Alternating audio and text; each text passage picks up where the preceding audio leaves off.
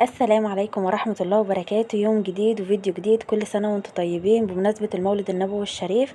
أعاد علينا الأيام يا رب بالخير واليمن والبركات علينا كلنا بإذن الله. اللهم صل وسلم وبارك عليك يا حبيبي يا رسول الله. يلا نشوف روتيننا النهارده ويومنا عملنا ايه. امبارح نزلت لكم روتين بس ما نزلتش فيه الاكل، قلت النهارده بقى انزل لكم انا عملت اكل ايه.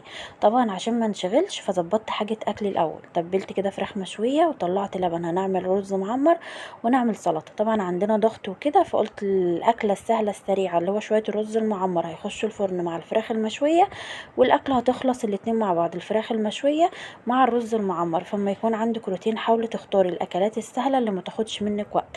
تبلت الفراخ قبلها بوقت وسبتها مع نفسها متبله، والفراخ كانت جميله جدا. تتبيله الفراخ المشويه انا عملتها معاكم كتير.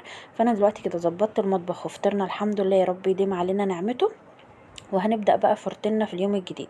طبعا ده اللي احنا كنا عاملينه امبارح، غسلنا المشايات وكنا غاسلين غسيل. فطبعا هنخلص اللي احنا عملناه قبل ما نبدأ فورتين جديد. خلصي اللي عليكي، او مثلا لو عندك غسيل عايز يتطبق في الدولاب طبقيه وحطيه، عشان لما تنشغلي في اليوم اللي هتعملي فيه الروتين ما يكونش وراكي حاجه. الاوضه دي عملناها امبارح وغسلنا كل حاجه فيها، وما شاء الله زي الفل، وريحتها بسم الله ما شاء الله. فعلا شويه ميه وصابون زي ما بيقولوا الدنيا بتروق وبتبقى زي الفل. لمينا المشايات وغسلنا كمان شنط المدارس. هنخش كمان نلم الغسيل وناخده بقى على الاوضه اللي فيها الدولاب، اللي هي اصلا فيها روتين النهارده.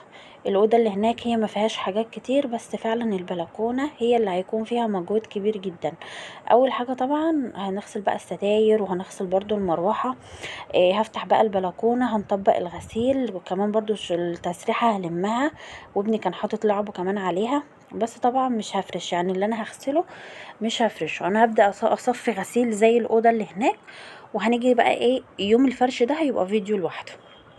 بدأت طبعا اشيل بقى الدفايات دي. طبعا في غسيل كتير، فاللي هتنجز معايا في الغسيل الغسالة اللي هي النص ام حدين دي. لما بيكون عندي روتين وبيكون عندي غسيل هي بصراحة اللي بتسد معايا. هنزل بقى الستاير عشان برضو هننضف البلكونة. البلكونة فعلا حرفيا متبهدلة بسبب العصافير، وان انا فعلا بقالي فترة كنت مهملة كل حاجة. انا لما باجي اعمل روتين عميق بحس ان انا بهمل الشقة فترة، مش فترة كبيرة يعني، اسبوعين كده بالكتير، 10 ايام اسبوعين، بس ممكن ان انا اهمل الشقة. عشان لما اجي اعمل الروتين بتاعي احس ان الشقة بتنضف معايا، واحس بنظافة الشقة. دخلنا طبعا على البلكونه زي ما انا قلت لكم، العصافير مبهدلاها، والعصافير بقى عايزه نظافه كامله.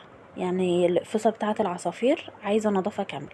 فقلت بالمره بقى مادام هننضف البلكونه يبقى نعمل روتين بقى للعصافير بالمره، ان احنا ننضف قفصه العصافير ونشيل اطباق الاكل اللي احنا بنحط فيهم لهم الخضره اللي هي الجزر والخيار. بدأت ان انا اشيل بقى الادراج بتاعه الاقفاص دي وانزلها. طبعا بقالها فتره متنضفتش فكانت متبهدله جدا، فهي البلكونه فعلا خدت مني وقت. فبدات ان انا انضف كده الادراج، وبدات بقى انضف مكان اكل العصافير، واعمل كل حاجه في البلكونه. هنكنس البلكونه، هننضف الشيش، هننضف الازاز، هنعمل كل حاجه. نزلنا الستاير، وكمان شلت المفارش اللي على التسريحه ولمعتها، وهنغسل بقى ده كله. غسلناهم طبعا. بقى انا بحب بقى لما اجي افرشهم بفرشهم هم مندين كده وفيهم ريحه المسحوق، ان هي فعلا بتفرق معايا جدا. نضفنا البلكونه، ونضفت الكرسي اللي احنا حاطاه في البلكونه كده لو حد حب يخش يقعد شويه. ونضفت كمان قفصه العصافير وخليتها زي الفل. الغسيل اللي احنا غسلناه نشرناه. ظبطت البلكونه وظبطت كل حاجه. وهنخش تاني على الاوضه جوه، هنعلق بقى الستاير. والكسوه بتاعت المرتبه دي انا كنت غسلاها وشايلاها في الدولاب فهي نظيفه. هبدا ان انا البسها تاني للمرتبه. وكمان نشرنا الناحيه التانية. والمشايتين اللي هم بتحطوا جنب السرير دول غسلتهم، يعني كان اي حاجه بقدر اعملها وانجزها في مهام اليوم اللي انا هقدر اعمله فيه كنت بعملها. بدأت كده ان انا نشرت على البلكونتين. وهبدأ دلوقتي بقى ان انا اعلق الستاير بتاعتي واركب الكسوة او الحافظة بتاعت المرتبة. غسلنا المروحة ولمعنا الكومودينات، نظفنا البلكونة. كل حاجة تتخيلوها عايزة تتعمل فعلا عملتها. المكان اللي بخشه بعمله زي ما انا قلتلك، عشان تعملي روتين عميق وتكوني مرتاحة. سهليها على نفسك. اعملي لنفسك مهام يوميه، قولي انا النهارده هعمل كذا.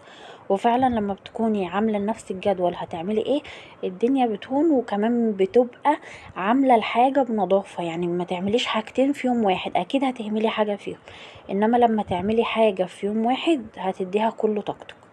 الحمد لله خلصنا الروتين بتاعي وتمام. الفراخ بتاعتي متبله وحلوه وريحتها كانت جميله. هبدأ دلوقتي بقى ان انا اشغل الفرن، وهدخل بقى الفراخ بتاعتي على بال ما اعمل صينيه المعمر. زي ما انا قلتلكوا، سهلي على نفسك الاكل، وحاولي دايما ان الاكل اللي هتعمليه في يوم روتين يكون اكل سهل وبسيط، يعني ما ياخدش منك حاجه. وفعلا الاكل ما خدش مني حاجه لسبب ان كله كان بيدخل في الفرن. دلوقتي بقى طبعا انا غسلت الرز بتاعي، هصفيه، غسلته كويس ونقيته، هصفيه بقى دلوقتي. واللبن معايا اهو. هنبدأ بقى ان احنا ننزل باللبن على الرز المعمر.